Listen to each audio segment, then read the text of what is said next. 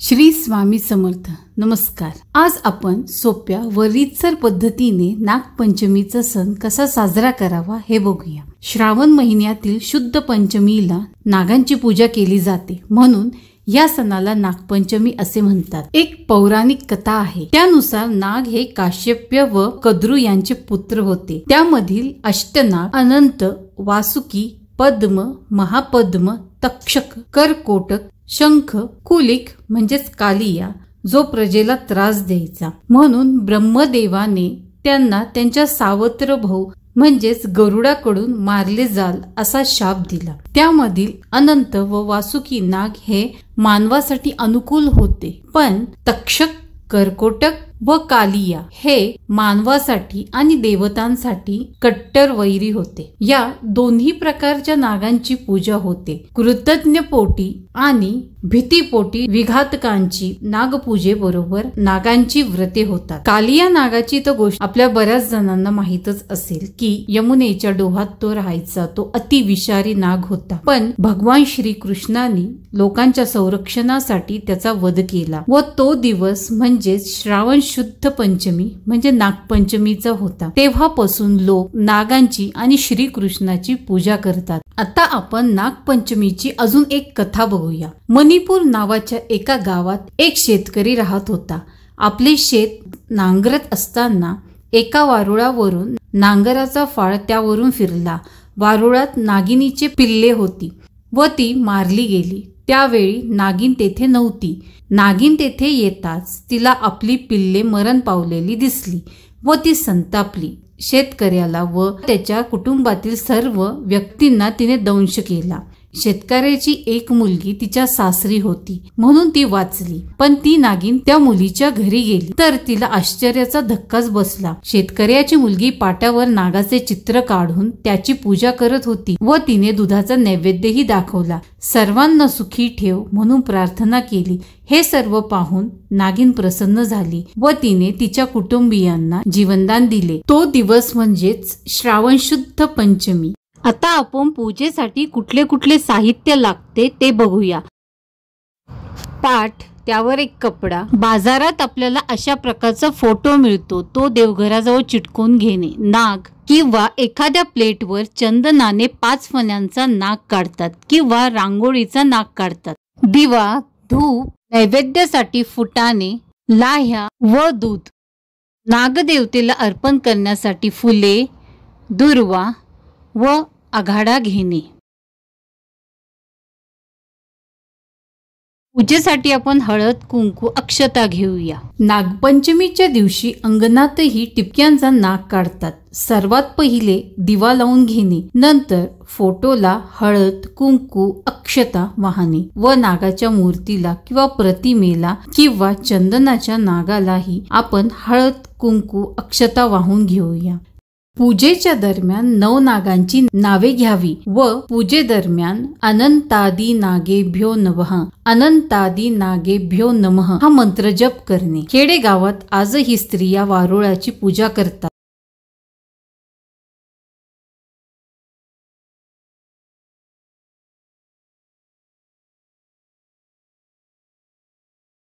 आता आपण दुर्वा अर्पण करूया व त्यानंतर आघाडा अर्पण करूया. आता आपण देवतांना फुले अर्पण करूया. फुलांचे देठ नेहमी देवाकडे असावे.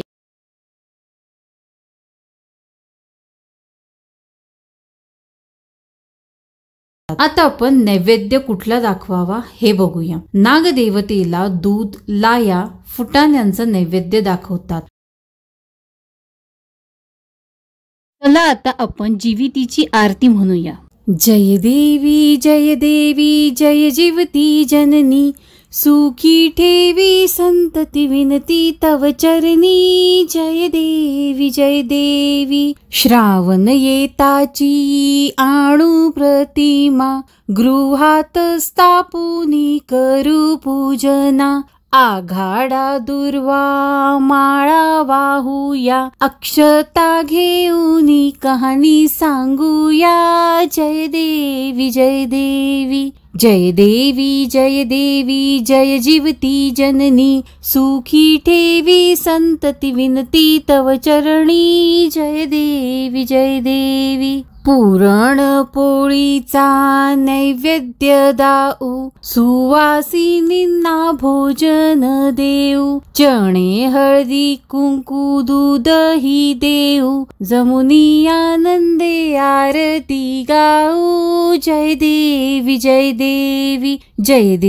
जय जीवती जननी, सुखी ठेवी संतती विनती तव चरणी। जय देवी सटवीची बाधा होई बाळांना, सोडविती तू न तुची तयांना, माता या तुझला करीती प्रार्थना, पूर्ण ही करी मनोकामना।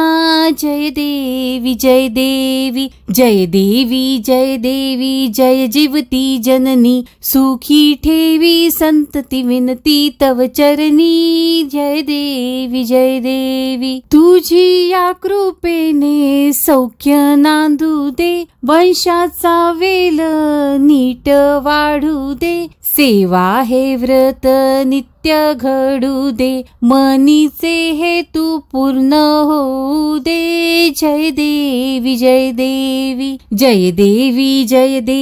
जय जीवती जननी, सुखी ठेवी संतती विनती तव चरणी। जय देवी बऱ्याच ठिकाणी नागपंचमीच्या दिवशी गॅसवर तवा ठेवत नाही, अगर चाकूने भाजी वगैरे काही चिरतही नाही किंवा पदार्थही तळत नाही, त्याऐवजी पुरणाचे दिंडे किंवा साखर खोबऱ्याची दिंडे करतात किंवा उकडीचे पदार्थ करतात व तो पण नैवेद्य नाग देवताला दाखवतात। नाग हा शक्यतो रानावनात राहतो, पण पावसाळ्यात त्याचे घर पाण्याने भरल्या कारणाने तो वस्त्यांमध्ये येतो। तो अतिथी असतो म्हणून त्याची पूजा करायची असते। नाग शेताचे उंदीर, घूस व इतर प्राण्यांपासून रक्षण करतो। तो शेतकऱ्याचा मित्र आहे, त्याला शेताचा क्षेत्रपाल म्हणतात। त्याला सुगंध आवडतो म्हणूनच तो चंदनाच्या झाडावर राहतो। नागाच्या पूजेवरून आपल्याला ही शिकवण घ्यायला पाहिजे की काही लोक जरी आपल्याला सापासारखे विषारी भासतात तरी देखील त्या मनुष्यामधील चांगुलपणा आपल्याला ओळखायचा असतो। एखादा मनुष्य हा सर्वच गुणांनी वाईट नसू शकतो, त्याच्यातही चांगले गुण असतात, फक्त आपल्याला ते ओळखता आले पाहिजे व सर्वांबद्दल कृतज्ञता राखली पाहिजे। म्हणूनच आपल्या भारतीय संस्कृतीमध्ये प्रत्येक सणाला काहीतरी वैशिष्ट्य आहे, त्यामागे काहीतरी शिकवण आहे। म्हणूनच आपण हे सर्व सण उत्साहाने साजरे केले पाहिजे। बऱ्याच ठिकाणी नागपंचमीच्या दिवशी झोका बांधला जातो। लहान मुले, मोठी माणसे किंवा स्त्रिया सर्वजण झोका खेळण्याच्या नादात रमून जातात। अगदी सर्वांना त्यांचे लहानपण आठवते। आजच्या धावपळीच्या जीवनात शहरात ह्या गोष्टी जरा अशक्य वाटल्या तरी आपल्या लहान मुलांना एखादा झोका बांधून दिला तर त्यांनाही मजा येईल, त्यांनाही नागपंचमीच्या दिवशी आपण झोका खेळल्याचा आनंद होईल। कुणाकुणाला आपल्या लहानपणी झोका खेळल्याचे दिवस आठवले कृपया कमेंट करा आणि असेच माहितीपूर्वक आणि उत्साहपूर्वक व्हिडिओ बघण्यासाठी आपल्या चॅनलला सबस्क्राईब, शेअर आणि लाईक करा ही नम्र विनंती। श्री स्वामी समर्थ।